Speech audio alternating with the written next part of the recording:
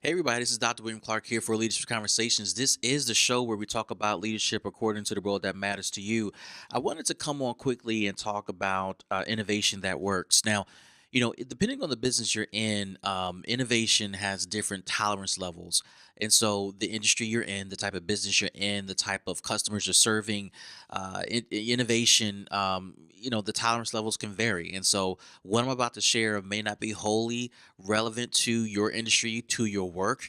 But I hope that you find it valuable because, regardless of what you do, regardless of the work you're engaged in, there's going to have to be some sort of innovation or innovative process that takes place that continues to push your work forward and continues to advance your work. And I wanted to talk quickly about innovation that works. Now, let me start off by saying this.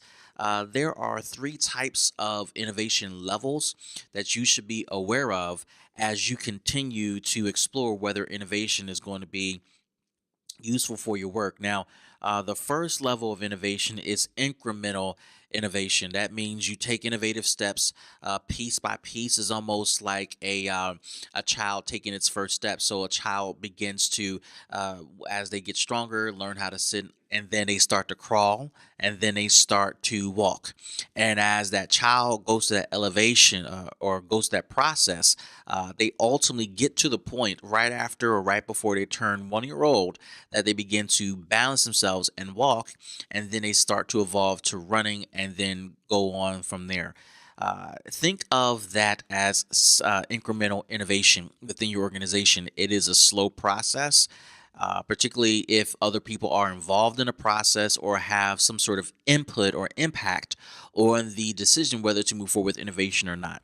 Now, the second level of innovation is semi radical innovation. And that means you're not necessarily as incremental in the process. You're not as slow, but you're not as fast or aggressive as you could be. So you have people who, in the radical innovation process, take incremental steps and they're not as conservative as others are, but they do try to balance between conservative attitudes regarding innovation as well as non-conservative, very progressive methodologies, very progressive strategies towards innovation.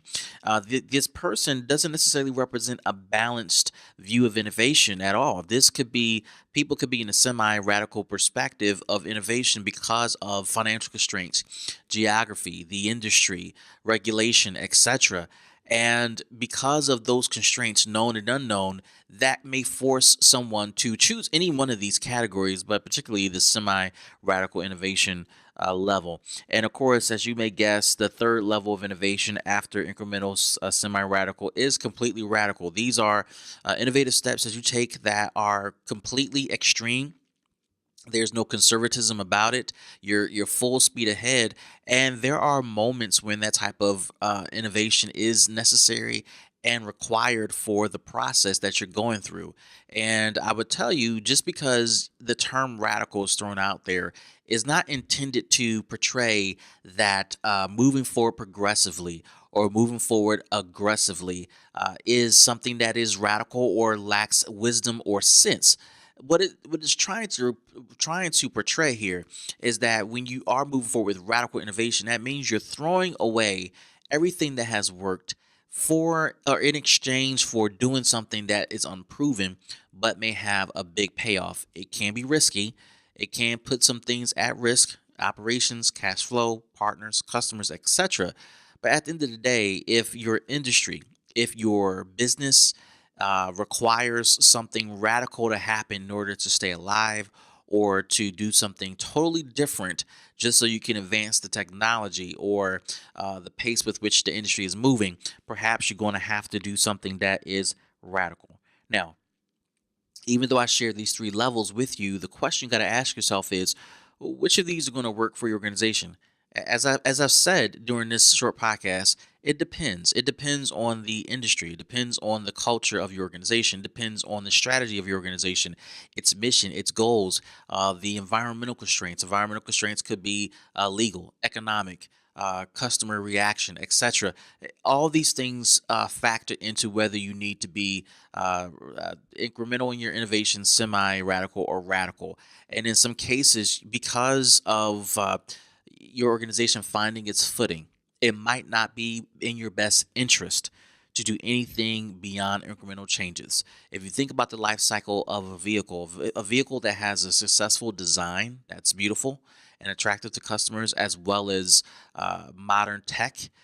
When you look at a car that has a 5 to 10 year run before they do a complete refresh, there are incremental changes that are made because of its popularity. And you don't want to change anything that's popular, so you go through the incremental process.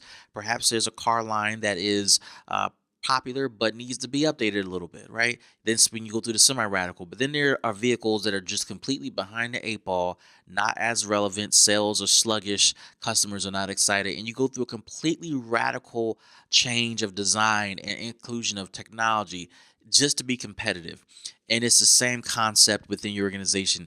To choose a level depends on a bunch of factors that you have to assess.